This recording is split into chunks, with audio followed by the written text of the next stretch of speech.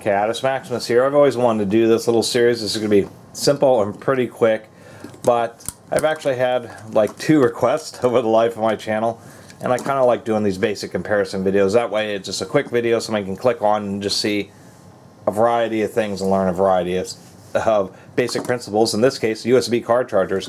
We'll start off with these things. These are these FM radio things, so if you have an older car which doesn't have Bluetooth, then these are little FM retransmitter, Bluetooth retransmitters. Your phones connect to these or any Bluetooth transmitting device. You can't connect a Bluetooth speaker to one of these, but what they do is they Bluetooth connects to them and then they rebroadcast across an adjustable FM frequency. And it seems that whoever's making this style, these are 2 different brands, but they're the very same unit, except for one has blue lights, one has red lights. The other thing to notice is that these won't twist around 180 degrees. They're actually, this is a style which goes downwards, and this is a style which goes upwards, so it's something to keep in mind when you get these. These are kind of nice because they also have the full speakerphone. They have a built-in microphone, easy knob to adjust the dial, advanced track, all that kind of stuff. Even a cheaper one like this, these have little dot matrix LCD screens which are a little bit easier to read. They do have just basic chargers, 5 volts at 2 amps, but they do accept micro SD cards, so you can put MP3s on them, which I thought was kind of interesting. So those are more feature rich. This one's a little bit more basic. It just has an LED screen. It's not even a screen, it's a display because it's a segmented display. But one thing I was noticing about this one is it actually has a second USB port up there that may be for MP3s, but it has a quick charge port down here on the base. So that's something else just to keep in mind. Some of these are real fancy like this, have Bluetooth and dot matrix actual screens, but they don't charge real fast, where you have ones that are more basic, but they kind of make up for it with a faster charger. Enough about that. We just have a variety of style of this is all automotive chargers, all 12 volt style chargers. As we can see, almost all these have these wide bars. That seems to be the standard for pretty decent ones. That way they make pretty good contact and they don't want to get jammed up in your 12 volt port. We have ones from AT&T, Verizon, we have Energizer's version.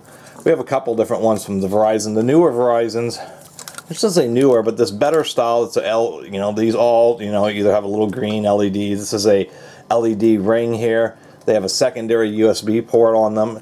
All these are micro USB, except for what I find interesting is this newer generation, this USB-C Verizon. I find interesting because it has a red end, but it doesn't have an extra USB port. And it's like, if they're Verizon, if they're going to sell you one that's and we do know that this is indeed a Verizon, they're going to sell you the USB-C one, they're going to actually chintz you out just a little bit. The other thing I should mention is on these older style ones that have this USB port, they have this neat little feature where they have a built-in LED light. So you have this little button and you can press that and it makes it just a little bit easier for you to find the little port, or since there are micro USBs, so you can get them orientated correctly. So I thought that was kind of an interesting feature, is having a little LED light. Although I will say that the button on this one, there we go, I cleaned it up. The button wasn't working, but the button was sticking. And they all, of these car chargers, all seem to have these coiled cords. Some of them actually have a lot of tension on them. So that's kind of, your personal opinion whether you like the coiled cords. Anyway, the last bit of this video is, of course, these little pod style ones. Almost all these have blue LEDs, which is a little bit annoying. Some of these are very weak, but all these I'm showing here are at least 5 volts at 2 amps or 10 watts. Some of them, like this, which have these sheet metal style, this one's curved, but it does have these edges, so it's kind of not very easy to twist around. Better ones have this style where they're just the bars. And we just have a variety of styles. Some of them are really sleek and low profile, like this Belkin. The ones that have 2 ports on them are going to be just a little bit taller. This one has like a little aluminum frame. We have a couple older style ones like this Duracell or this Kingston.